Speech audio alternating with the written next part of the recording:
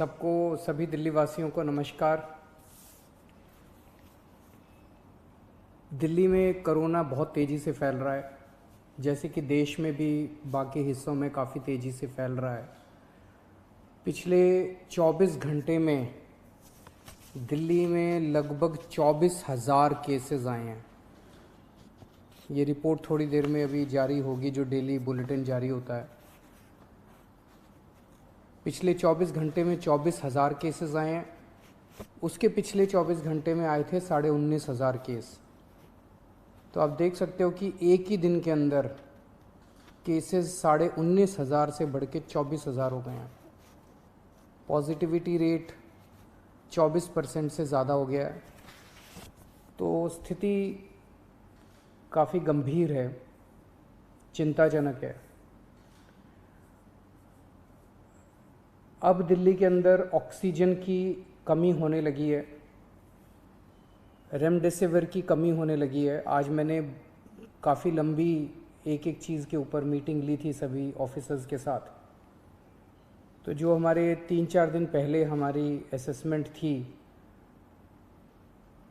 चूँकि केसेस बहुत ज़्यादा तेज़ी से बढ़ रहे हैं, इस वजह से इन सारी चीज़ों की कमी भी, जो हमें लगता था कुछ दिन पहले तक की स्थिति ये चीज़ें उचित मात्रा में मौजूद हैं, आज ऑक्सीजन की, रेमडेसिविर की और टोसिलीजुमैब, इन तीनों की कमी नज़र आई। किसी भी हेल्थ इंफ्रास्ट्रक्चर की एक सीमाएं हैं। दिल्ली के अंदर भी सीमित बेड्स हैं, दिल्ली के अंदर भी सीमित आईसीयू के बेड्स हैं। जिस तेज़ी के साथ कोरोना बढ़ रहा है, जाहिर है कि एक सीमा के बाहर आके हर हेल्थ सिस्टम की एक सीमा होती है। तो बेड्स बहुत तेज़ी के साथ, जो ऑक्सीजन बेड्स हैं, जो आईसीयू बेड्स हैं, बहुत तेज़ी के साथ ख़त्म होते जा रहे हैं। लेकिन आपकी सरकार पूरी कोशिश कर रही है कि बेड्स को और ज़्यादा से ज़्यादा बढ़ाया जाए। पिछले कुछ दिनों में हमने कई कदम उठाए, जिसकी वजह से बेड्स को काफ़ी ज़्यादा बढ़ाया गया और अभी तक दिल्ली में बेड्स की कमी नहीं होने दी गई।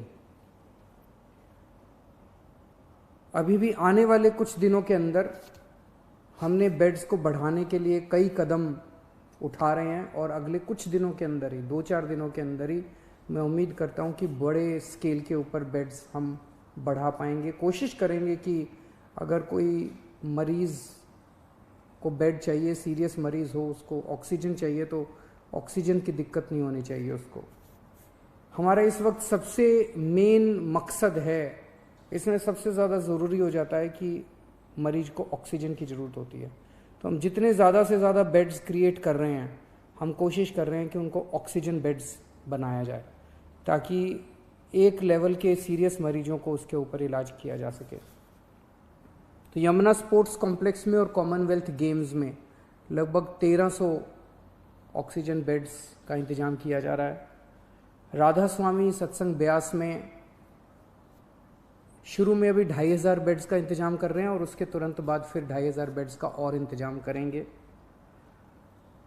जो अभी कुछ दिन पहले मैं जब आपके सम्मुख आया था, मैंने बताया था कि किस तरह से होटल्स को, बैंक्वेट हॉल्स को हॉस्पिटल्स के साथ अटैच किया जा रहा है। तो लगभग 2100 बेड्स इस तरह से होटल्स और बैंक्वेट हॉल्स को हॉस्पिटल्स के साथ अटैच करके हम 2100 ऑक्सीजन बेड्स बनाने में सफल हुए हैं, जो कि कल या परसों में ऐप में भी आ जाएगा। और वो ओवरऑल हॉस्पिटल की निगरानी में होंगे। जो भी बैंक्वेट हॉल में और होटल में उनका इलाज हो रहा होगा, तो वो हॉस्पिटल की निगरानी में होंगे, तो एक तरह से हॉस्पिटल का हिस्सा होंगे। तो इस तरह से लगभग अगले 2-4 दिन के अंदर मैं उम्मीद करता हूँ कि 6,000 बेड्स और हम इस पूरे सिस्टम के अंदर ऐड करने में सक्षम होंगे। लेकिन जिस तेजी के साथ कोरोना बढ़ रहा है, अभी किसी को नहीं पता इसकी पीक कहाँ पे आएगी। जैसे मैंने बताया, परसों 19,500 थे, कल के केसेस पिछले 24 घंटे के 24,000 आए हैं। कल कितने होंगे, फिर परसों कितने होंगे और फिर उसके बाद कितने होंगे, किसी को नहीं कह सकते। इसीलिए हमें अपनी तैयारियां और बढ़ चढ़ के करनी पड़ेंगी। हम इस वक्त ज़रा सी भी आलस नहीं कर सकते, ज़रा सी भी सांस नहीं ले सकते। इस वक्त हमें 24 घंटे मेहनत करके ज़्यादा से ज़्यादा इंतजाम आगे करने पड़ेंगे, ताकि अगर कोरोना उतना हो जाता है तो हम एक कदम कोरोना से आगे होने चाहिए। अभी थोड़ी देर पहले मैंने डॉक्टर हर्षवर्धन साहब से फ़ोन पे बात की और उनसे मैंने निवेदन किया। ये तीनों चीज़ें मैंने उनसे मांगी, तीनों चारों चीज़ें। एक तो मैंने उनसे निवेदन किया कि दिल्ली के अंदर बेड्स की बड़ी मात्रा में कमी हो रही है। नवंबर के अंदर जब कोरोना आया था तो 4100 बेड केंद्र सरकार ने हमें मुहैया कराए थे। इस वक्त केवल 1800 बेड दिए हैं, जबकि ये वाली वेव पिछले वाली वेव से 3 गुना ज़्यादा घातक अभी तक। उसमें 8500 केस पीक पे आए थे, हम 24,000 पे पहुंच चुके हैं।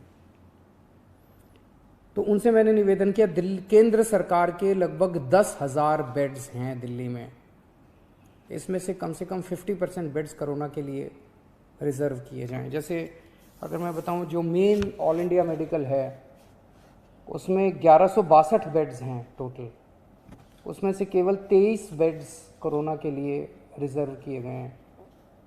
सफदरजंग हॉस्पिटल है, उसमें 2900 बेड्स हैं टोटल, उसमें से केवल 204 बेड्स कोरोना के लिए रिजर्व किए गए हैं। तो मेरा एक उनसे निवेदन था कि कम से कम 50% बेड्स कोरोना के लिए अगर रिज़र्व किए जाएं तो एकदम से 3-4 हज़ार बेड्स एक्स्ट्रा कोरोना के मरीज़ों को मिल सकते हैं, और उसी तरह से आईसीयू के अंदर भी बेड्स दिए जाएं। दूसरा, उनको मैंने बताया कि किस तरह से दिल्ली के अंदर ऑक्सीजन की कमी हो रही है। अगर ऑक्सीजन की तुरंत सप्लाई दिल्ली में की जाए, और प्राइवेट हॉस्पिटल्स में आज मुझे बताया गया है कि ज़्यादा कमी हो रही है, तो अगर ऑक्सीजन की सप्लाई तुरंत करवा दी जाए।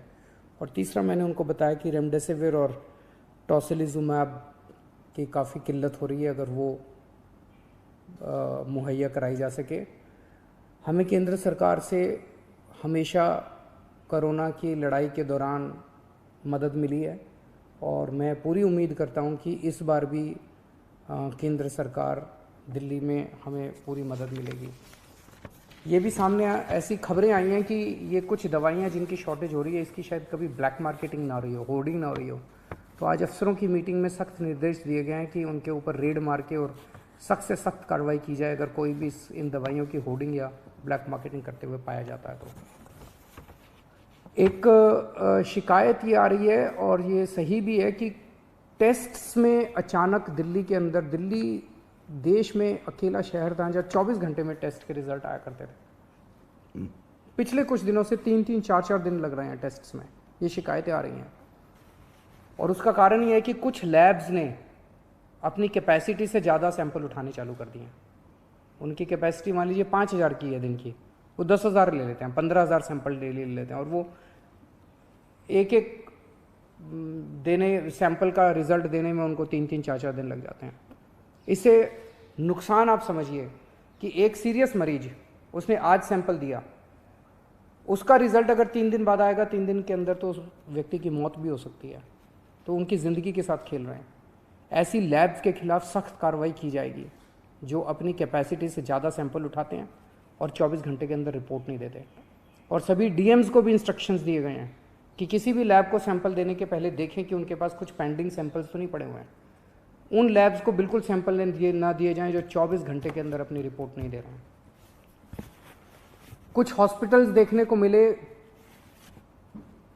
हमारा एक ऐप है दिल्ली सरकार का, उस ऐप में आपको रियल टाइम बेसिस पे पता चलता है कि किस अस्पताल के अंदर कितने बेड भरे हुए हैं, कितने बेड कोरोना के खाली हैं, कितने आईसीयू बेड हैं, कितने खाली हैं, कितने भरे हुए हैं। रियल टाइम बेसिस के ऊपर इस ऐप पे आप देख सकते हो। और ये ऐप हम नहीं चलाते, हर हॉस्पिटल को हमने पासवर्ड दिया हुआ है, वो हॉस्पिटल वाले खुद उसमें डेटा भरते हैं।